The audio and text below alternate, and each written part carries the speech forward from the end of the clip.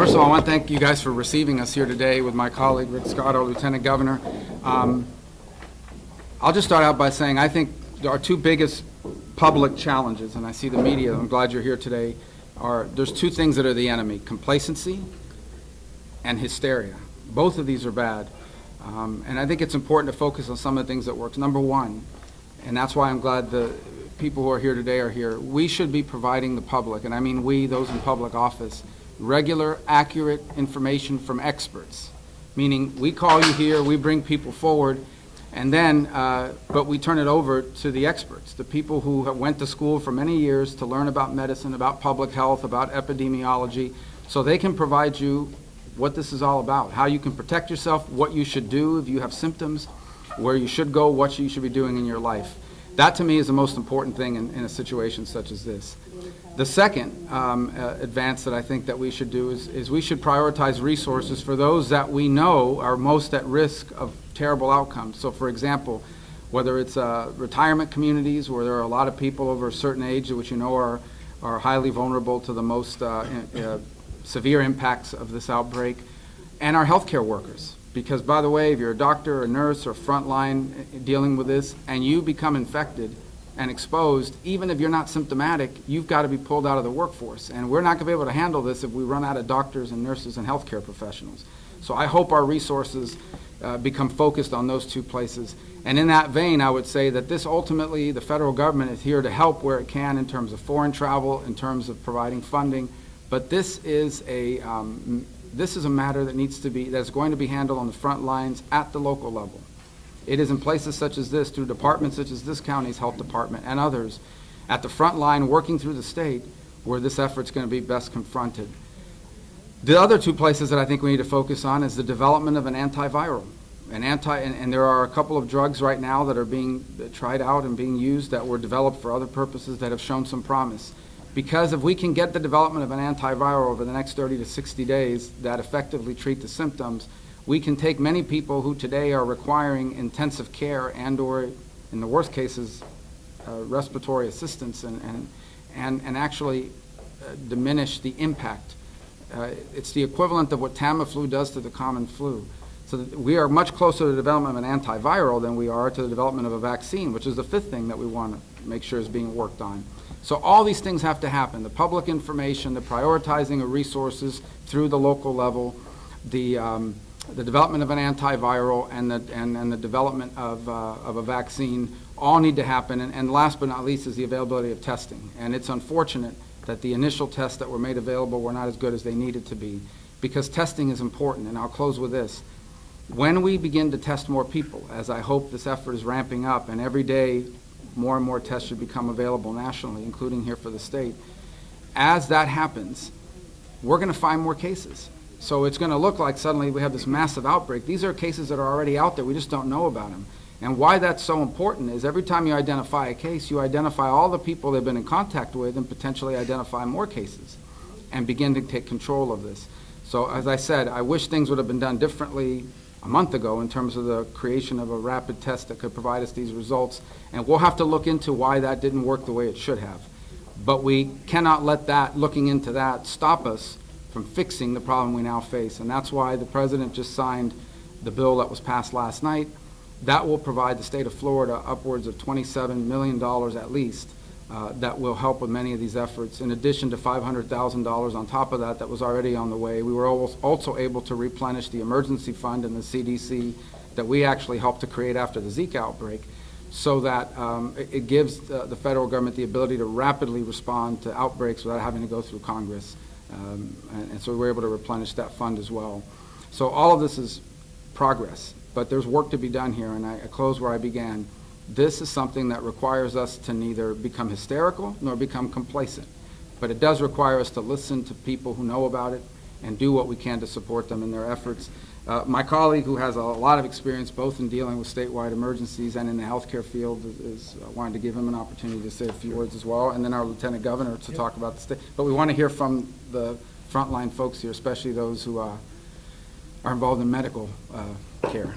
Well, first I want to thank Senator Rubio for organizing this. I can tell you the senator's been a leader making sure there's funds that come to the state. He talked a little bit about the $8 billion that has now been funded. It has been signed by the president, which is very, very important.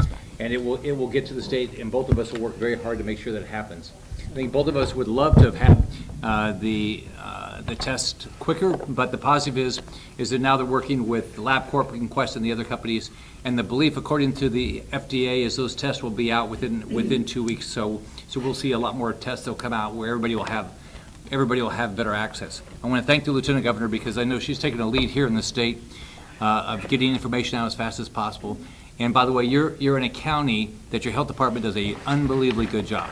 Dr. Alonso does a wonderful job. We had the opportunity to, I guess it was an opportunity, to work together with regard to Zika. And this state is blessed with great health departments, great emergency management teams like Bill Johnson and others. And you have great elected officials here that actually, if you look at all the issues that we dealt with, whether it's hurricanes or Zika, people worked well together. I think it's very important that we continue to get information out as fast as we can. Whatever we know, whatever we don't know, tell people, but let people make a decision on their own. We're working at the federal level to make sure that all consumer products get out there as quickly as possible, along with the test. We had briefings this week from all the federal agencies. I think one person that I've really enjoyed hearing at the federal level is Dr. Fauci at the NIH. He's got really good information about where this is headed. My biggest disappointment is probably China. Communist China data has been pathetic. We don't trust anything that comes out of Communist China. I asked them yesterday about, what about pregnant women? And they said, we just don't have enough information.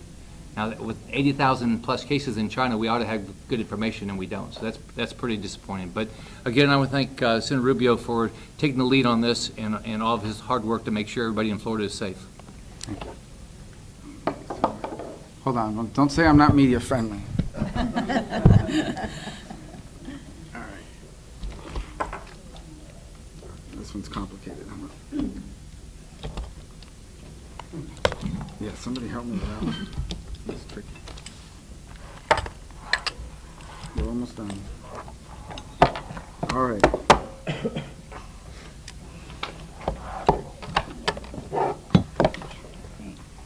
Well, thank you, Senator Rubio. Thank you, Senator Scott, for being here and for inviting me to participate today to share a little perspective from the state, what we're doing, what we've been doing. I want to thank Dr. Alonso and her team at the Department of Health. We're extraordinarily proud of our Department of Health. They've been doing yeoman's work, not only on this issue, but on many issues related to public health. Early this month, at the beginning of the month, Governor DeSantis declared a public health emergency, instructing the Surgeon General to declare a public health emergency. Since then, we have been diligently working, ensuring that we're coordinating with all of our state agencies, making sure we're coordinating with our federal partners and our local partners. Let me talk to you a little bit about the cases that we have in Florida. As you heard, we have 3 positive cases in Florida. We have 5 repatriated cases of Floridians. What does that mean? There are 5 Floridians that are in other states and will not be allowed to come back into Florida until which time they are negative. We have 55 individuals that have already been tested that are negative, and we have roughly about 51 individuals that are pending their results. We have 3 state labs, one in Miami, one in Jacksonville, and one in Tampa. Those labs are actively working to get those pending cases. We hope to have updates within the next day, within 24 hours. That is our lag time, 24 to 48 hours. We have cut that down from the CDC's lab lag time of 3 to 5 days, and we are working diligently to continue to bring that lag time down to make sure we get accurate and timely results. Again, working with our federal partners, we appreciate the funding that will be coming to Florida. We are also, Governor DeSantis has been in communication with Speaker Oliva and President Galvano about some additional funding that we're hoping that the legislature will consider as they head into the last week of session under their budget negotiations. We have accurate information and links to the CDC and links to your federally qualified health centers and links to your county health departments on our website, which is www.floridahealth.gov.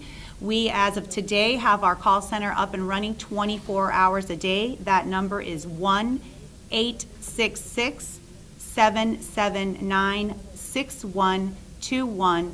And our goal is to ensure that we are able to address any questions, as the Senator mentioned, ensuring our healthcare providers are protected, making sure that you work with your county health departments. If you have traveled to one of those level 2 or level 3 countries, which include Japan, South Korea, Italy, Iran. Obviously, mainland China is being diverted to one of 11 airports, none of which are in Florida. If you have traveled to those countries, if you have symptoms, if you've come into close contact with a positive COVID-19 diagnosed patient, we ask that you contact your county health department first before walking into an emergency room or walking into an urgent care center or your private physician's office, so as to further contain the risk of spread. So your county health departments are an excellent resource. The Florida Department's website is an excellent resource, and we continue to work closely, again, with our partners at the local and federal level to make sure that we're addressing any questions. We've had a series of calls. I see our ports and our airports are here. We had a call yesterday with them. We had a call with our emergency managers. We've had calls with our healthcare providers, our hospitals, and we continue to bridge all of those levels of communication to make sure everyone has the most up-to-date information, and the state of Florida remains committed to ensuring that we contain this. And to the Senator's point, we want people to be prepared. We don't want them to panic. There is no need to panic. We want them to take those preventative measures, which are simple, common sense measures. Wash your hands frequently. Don't touch your mouth, your eyes, or your nose. Make sure if you're coughing or sneezing, you cover your cough. If you're sick, stay home from work. Don't send your child to school. Those are public health measures that work, and those are things that you can take to protect yourself. So, Senator, thank you again for inviting me to be here, and again, it's an honor. Thank you. We want to hear from the folks that are here, and then we'll answer all of your questions, but we really want, so I won't, if you guys, I don't know how you guys want to start. I mean, we're really here to, at least, we're here to listen more. Yes, sir. The $8 billion, is that how much has been set aside? The $8 billion under the CDC formulas that are already in place for distribution to states based on population and so forth, Florida is in line to receive upwards of over $27 million just directly to the state, not to mention benefiting from what's being invested in the development of the tests, the research, the ramping up of production of gear, et cetera. That's just a direct disbursement to the state. All right. Follow-up question, as far as the antivirus or some sort of medicine to prevent it, what's the status of that? So there's research ongoing now in a number of places and in multiple countries, the Italians and others. A particular interest is a drug that was actually developed for another coronavirus. I believe it was MERS or the one that emerged in the Middle East, remdesivir, I think the name of it. And so it is being used in China, where we have less than full transparency, but there are reports that that combined with a 80-year-old malaria drug have had positive outcomes, and it's in clinical trials, at least as they call it over there, and those numbers and results should be back. In addition to others that might be developed, in essence, there's also, I would imagine at this point, and again, I'll listen to medical experts, but there will be other existing antivirals and drugs that may be used off-label to see if you get a response. It's my understanding that this drug has also been used in the U.S. on patients on a compassionate care exception, but that's just one example. I'm not here to gin up anybody's stock. I'm just saying that's just one example of others that might be out there. But if there is an effective antiviral treatment, that's going to come well before a vaccine, and it would allow us, again, I'll listen to medical experts, but it would allow you to at least address the severe symptoms of it and lower the duration and the impact of the viral load. That would be a big advance, and it's one of the areas that I think we could potentially see some progress in a way that could be helpful in the near term. Vaccines take some time to develop. Does that sound right to the medical folks that know? Sounds perfect. We're going to give you your medical license. No, don't do that. I just stayed at the Holiday Inn Express, so. Thank you. What else do we need to know? Dr. Alonso, maybe we should hear from you a little bit, since you kind of Well, know about this stuff. What I'd like to emphasize are the things that you've already said. Like I said, you just, everything I would have said, you've already said. But the most important thing is for you to know that we started preparing for this back in January, way before this got to the levels that it's gotten now. And what we utilize in Palm Beach County, we have used since anthrax, is an incident command structure.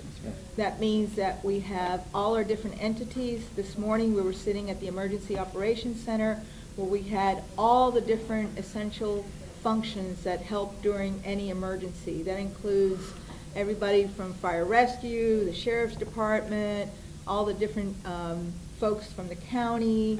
Everybody's there listening, answering questions, and operating on our objectives, which are very well set out. The first one is to contain the disease as much as possible, and then from there we go on to identifying the patients, making sure they're getting the right care, and then making sure that all our institutions, from the schools to the hospitals to the walk-in clinics, every single person in the community is doing everything they can to always plan for the worst and hope for the best. That's the medical model in every single emergency, whether it's a hurricane that we're looking at for 24 hours staring at us, or a situation like this that we had in 2009 with the H1N1.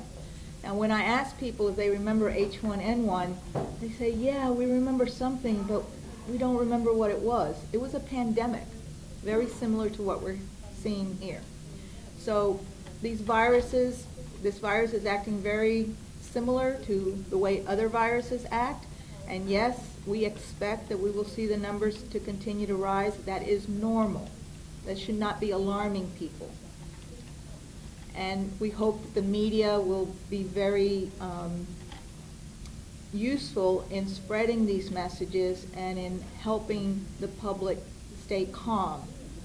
Again, just the same thing the Lieutenant Governor said, the most important thing is to wash your hands. There's no medication yet, there's nothing to treat this, so what you want to do is, if people sneeze and they sneeze into their hands, like most people do, then when they touch surfaces, that is how we're catching it. As long as that sneeze is wet, you can then touch it, and then you have to do one more thing. You have to bring that to your face. So that's why we're saying wash your hands.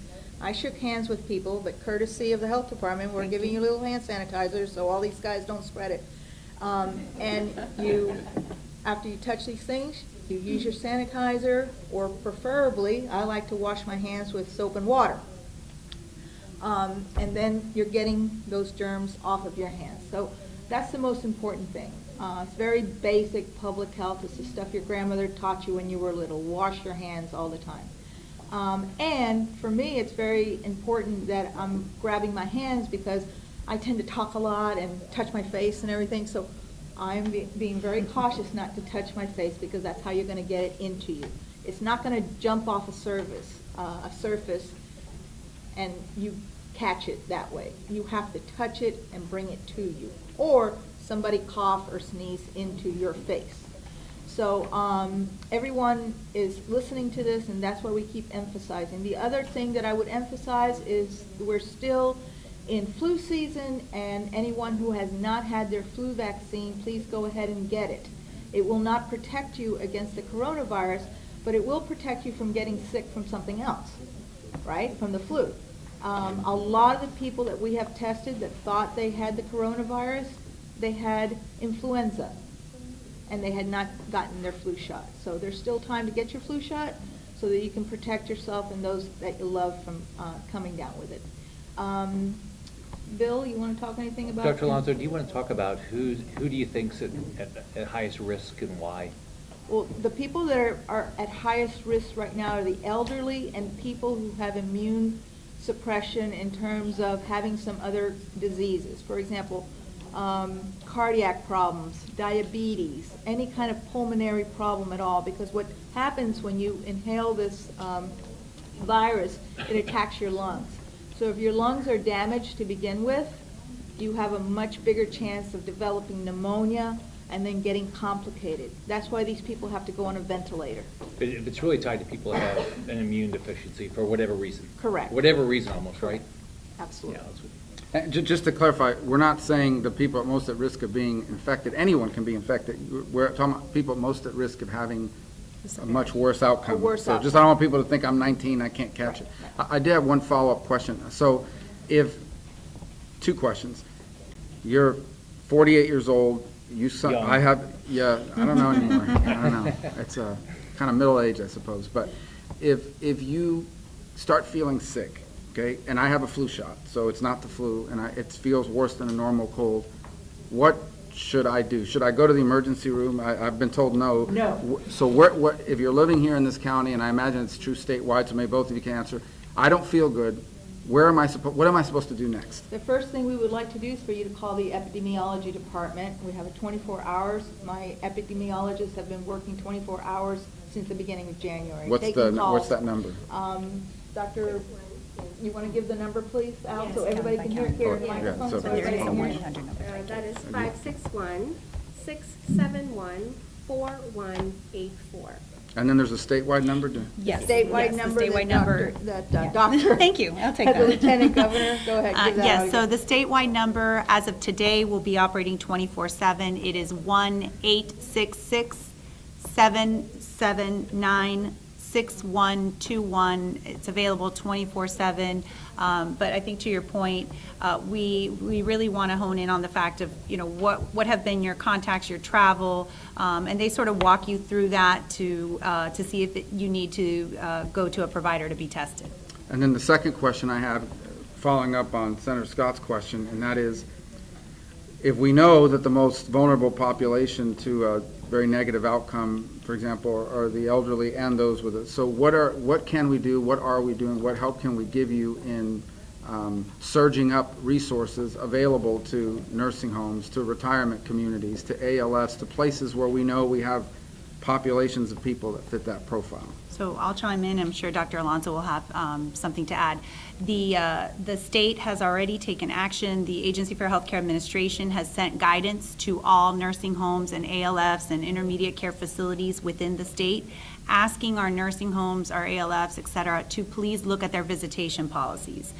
We want them to screen any visitors that come in. If someone comes in and is exhibiting symptoms, cough, cold, we want those nursing homes and ALFs to take measures to protect their residents, because as you said, the risk of severity is greatest in our elderly population. We are also in the process of identifying what our surge capacity is, not just for our elderly population, but for the state as a whole. So the Department of Health is actively identifying, potentially they have the ability to mobilize in the event this becomes a much greater number and there is a surge. But we have all of those plans in place, and we're working on, I don't know, Dr. Alonso, if you want to say anything about the elderly population.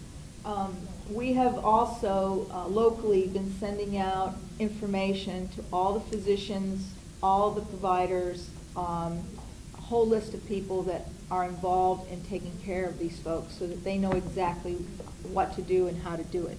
So I think that is something that we've done since very early on, and we continue to update that every single day through our messaging, through our epidemiology department. And my last question on this topic is, what is it that you don't have here at the local level that you need the most? I think I know the answer to it in terms of the testing and so forth, but what are the priority resources that are most needed right now to emphasize to those who are providing it? Right now, we have everything in place that we need at this time. We always use the methodology that we use our local resources first.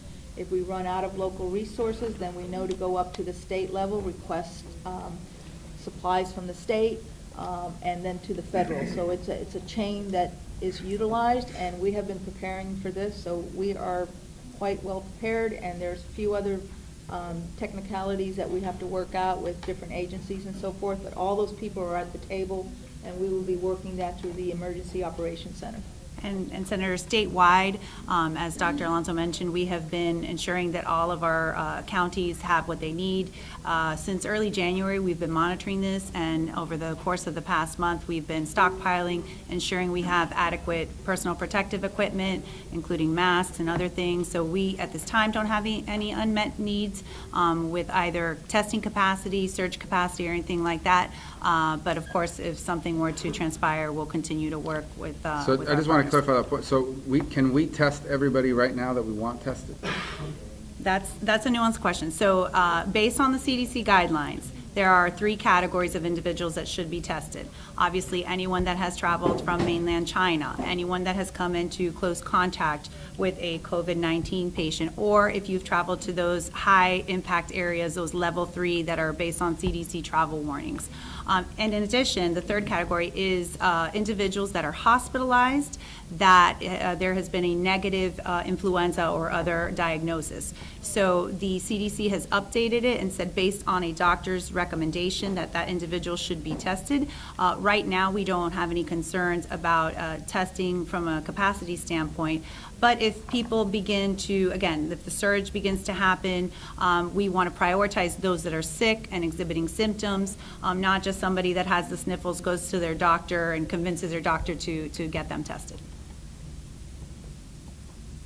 But LabCorp and Quest and the others are coming up with Right. the tests, and they, according to the FDA, it's not going to take them long. Within a couple of weeks, they should, it's not a hard test, they said, and so within a couple of weeks, LabCorp and Quest, all the private companies will have, that need them. So it's my understanding that the commercial labs should be imminent. Yeah. Should be able to test, so that will provide additional capacity. But again, right now, we don't have any unmet needs. Senators, I'd like to say that Palm Beach County, the emergency management team met earlier this week with our law enforcement community and our firefighters to make sure that they have everything they need, and in terms of meeting with the hospitals, the airport, the other tourism agencies. I'm going to let Lavinia address that a little bit. I would like to say I've got a special population in my district that some people have raised some questions about, and that is our farm workers. I have reached out to the major growers out in the EAA and have been assured that those farm workers that are here on H-2A visas have been here well before the outbreak even started in China in December. For the most part, they have been here since about August or September of last fall. So there shouldn't be any concerns. But perhaps, Lieutenant Governor, some special education materials and such geared towards the agricultural community would be helpful. Just to not raise any unneeded fear among that community. Certainly. But they are issuing their own protocols and watching their employees right now. And I'm going to let Virginia, our county administrator, talk to you about the emergency operations center that we have this morning. Thank you, Commissioner McKinley, and thank you for arranging this particular meeting, because what we want to impress upon our residents is that we're communicating with the federal, the state departments here, and that we are communicating locally among all of us. We had a meeting this morning, and as Dr. Alonso alluded to, we met and we discussed a number of our strategies that we will continue to employ. Unfortunately, Dr. Alonso and I have gone from anthrax to where we are today with these particular pandemics that have hit our community. And our residents have stayed aware and they've listened to the information we put out. So we will continue to work together to make sure that we keep our community up to date on what's going on in our area. But we're also looking at tourism, because as you know, that tourism is a major activity within the state of Florida. And so at this point, it's not a matter of if, but whether a surge happens or not.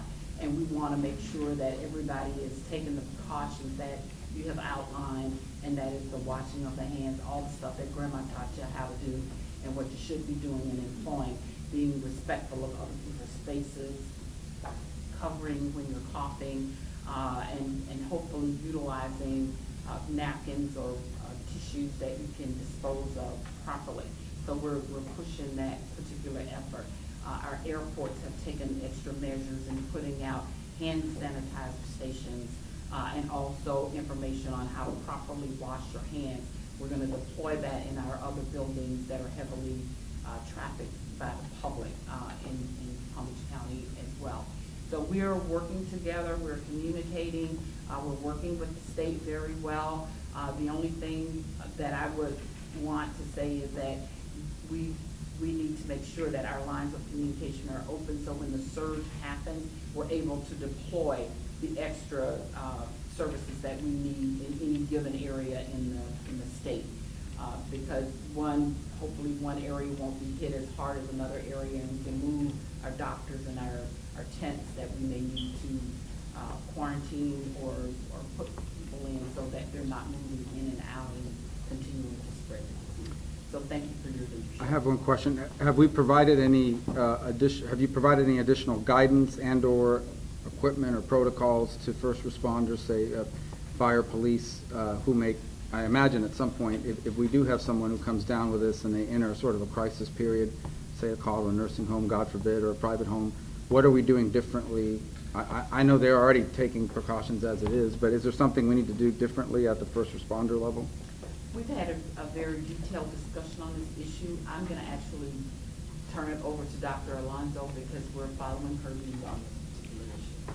The most important thing is really for universal precautions, to make sure that the responders have information. So they're using a questionnaire to see who they're going to ask certain questions so that they know how to arrive there with the correct protection that they need. In the future, we will have to make sure that we have sufficient personal protection equipment for first responders, nursing homes, everybody, because that is something that some people are worried about because they're running out of it in some of the stores.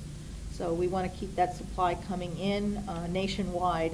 So I think that's a national issue that everyone's going to have to deal with. So one of the things that we're doing to anticipate this is making sure that we're using them correctly and judiciously, and not just wasting masks or throwing things away that we don't want to run out. So using them and being cautious with that is very important now in the beginning. And to that point, you see a lot of people with masks. If you are well, if you are not sick, the mask will not protect you. So we're asking people to please refrain from using masks if you have no symptoms. Bill, how are you doing? Oh, I feel fine. I don't have coronavirus. But I saw you wearing a mask. No, I'm kidding. I'm not really sure there's much more to repeat. The county administrator took all my lines. She did great with that. We are just working diligently with all of our disciplines. We are having large meetings, workshops, conference calls, and then we're also having smaller, more discipline-specific meetings. Again, thank you all for being here. And again, as Lieutenant Nunez said, we are more focused. We're working on some of these very specific protocols with our 911 call takers, law enforcement, fire rescue, and whatnot. So we understand that disasters are local, so we're definitely taking a very local effect on this, and we're looking to our state and federal government to communicate, collaborate with us, and walk alongside us in this process. Palm Beach County works well together. I mean, just my years as governor, you guys all always worked well together. We have a great team, excellent team. Lieutenant Governor and Senators, we've got a couple of big events that are coming up in the state of Florida with elections and also with the census. And we've been working very closely here with our Supervisor of Elections Office and our libraries so that individuals that want to go to the polling places feel comfortable and safe doing that. We're working very closely with our libraries where we're encouraging people to come for the census as well to make sure that we've got sanitation and other things for people using computers. So we're doing everything that we can to prepare for those events, and we'll let you know if there's any other unmet needs as we continue to prepare for that as well. But just wanted to reassure you that we were working closely with those organizations. You have local election too, on top of the statewide? Yeah, we've got some local elections. Yeah, we do in Naples also, our city elections on 17th also. Yep. Are there any big events, tourism-related conventions, or just general tourism numbers that you're watching or are concerned about? In Palm Beach County, we've certainly heard from our hoteliers. There is some cancellations going on in the hotels themselves. We have not heard of anything at the convention center right now at this point in time. But Dr. Alonso is going to be with our hotel partners next week. We're going to get them all together. They do have a lot of questions about if somebody is in their hotel, and they might have a flu, they might have something else.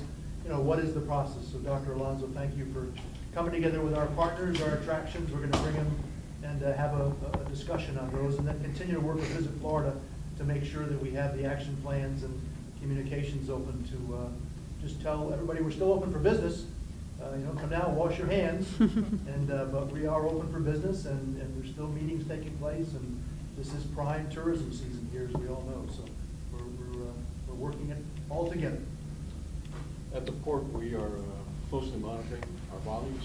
We're looking at about 1,000 passengers every other day to go to and from Freeport, Bahamas. So that's not an area that's been affected. We have seen it starting to slow down a little bit, bookings at least, although typically bookings are usually made about 2 or 3 months in advance. So if we'll continue to monitor, that's all we can say at this point. Keep our fingers crossed and hope for the best. What about cargo? Have you seen disruptions in Not at container? all. Not at all. But you bring up a good point.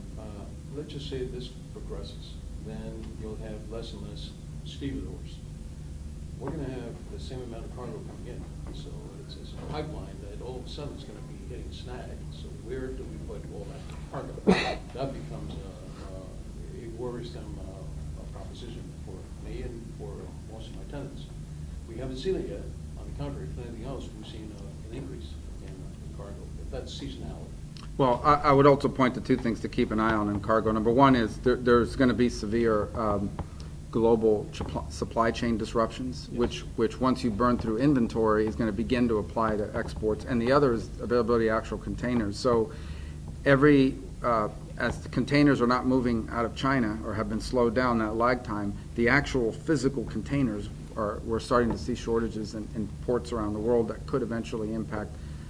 Again, I don't know how your container traffic surges here on a monthly or annual basis, but it's something we're also keeping on. The actual availability of containers, because they're not moving, they're not being repositioned logistically. And then ultimately, with supply chain disruptions, once the inventories are burned down, and of what's already on the way or already been sent out, you can begin to see some potential impacts there, and/or the reverse, outgoing. The supply chain, there may not be anything to export if the components came from somewhere else. So We're fortunate that most of our cargo is exported in and around the Caribbean basin. So we're very fortunate. Most of that is food. Right. We have not seen any slowdown at all. But once again, as my colleague to my right said, it is tourism. So therefore, a lot of people are heading out to the Caribbean to spend a couple of days, if not weeks, for vacation. So again, we hope for the best. I think Senator Rubio, doing these things keeps people more informed, and so it'll make people more comfortable. I mean, we did the exact same thing with Zika, and it worked. As people got more comfortable with that their government was doing everything they could and kept them informed, and then they felt more comfortable to go out to restaurants and travel and things like that. anything else? We neglected to say anything on the outset in Spanish for some of the outlets, so I wanted to do that, but I wanted to hear is there anything else we need to know about?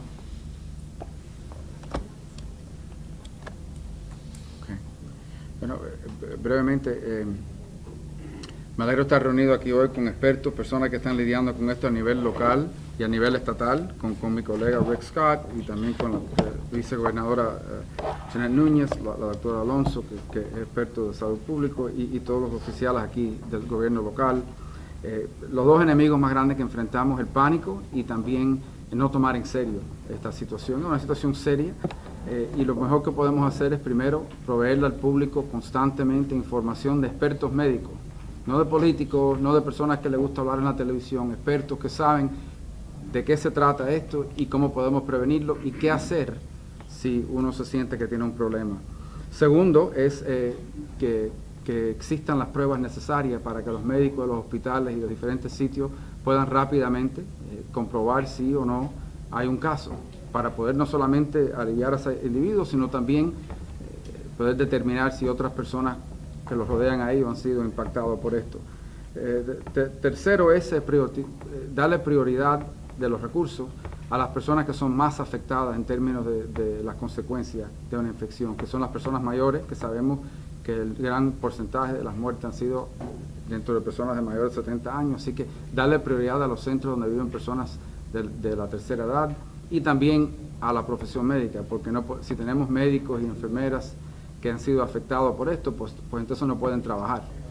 Y eso sería muy difícil, entonces proveerle cuidado Las últimas dos cosas que se le está invirtiendo dinero, el Estado de la Florida va a recibir más de 27 millones de dólares para ayudar con este tema, que eso es importante, pero también se va a beneficiar de otras inversiones que está haciendo a nivel federal. El presidente Trump ha acabado de firmar la ley que pasamos ayer en el Senado, que provee estos fondos. Primero es una medicina que ya posiblemente existen, que se están probando, que pueden ayudar a subsanar los impactos de esto. Es decir, alguien que posiblemente tenga que ir a un centro intensivo, si estas medicinas funcionan, pueden estar en un sitio menos intensivo o incluso posiblemente en sus casas. Depende de cómo la medicina funcione. Eso es algo que se puede, si Dios quiere, lograr más rápido que la segunda cosa que es necesaria, es una vacuna. Eso es algo de más largo plazo. Estamos hablando de 18 meses, posiblemente 2 años, a que exista una vacuna. Eso depende, ¿no? Y hay muchos países que están haciendo el esfuerzo en este momento de desarrollar algo como eso. Pero algo que sí puede existir a corto plazo es medicinas que puedan ayudar a subsanar el impacto del virus. Y no sé si mis colegas quieren agregar algo en español. Yeah. Why don't you Sí. just slide over here? It's easier. Just go ahead. Musical chairs. Mine won't be as long. Yo practico español, pero no es perfecto. Gracias al senador Marco Rubio por esta reunión. Gracias al vicegobernador Núñez por estar aquí. La salud y seguridad de todas las familias en nuestro estado es muy importante para todos que está aquí. Estoy comprometido a trabajar con el gobierno federal para asegurar que las familias de la Florida tengan los recursos que necesitan para estar listos para coronavirus. Gracias por todos por estar aquí. Bueno, de nuevo quiero reiterar las gracias al senador Rubio y al senador Scott por esta reunión tan importante. El estado de la Florida, bajo el liderazgo del gobernador Ron DeSantis y el cirujano general Dr. Rivkis, estamos preparados, estamos monitoreando la situación. Como sabemos, hay 3 casos de floridanos que han dado una diagnosis positiva. Además, una persona asociada con uno de los casos en Tampa, que no es floridana, y también hay 5 floridanos en otros estados, los cuales no pueden viajar a la Florida hasta que no tienen una diagnosis negativa. Estamos en el proceso monitoreando todas las necesidades, los recursos. Le agradecemos al gobierno federal por los fondos que van a venir por medio de la CDC. El estado, bajo el liderazgo del gobernador DeSantis, estamos comunicando con la legislatura para ver si también podemos recibir fondos importantes a nivel estatal.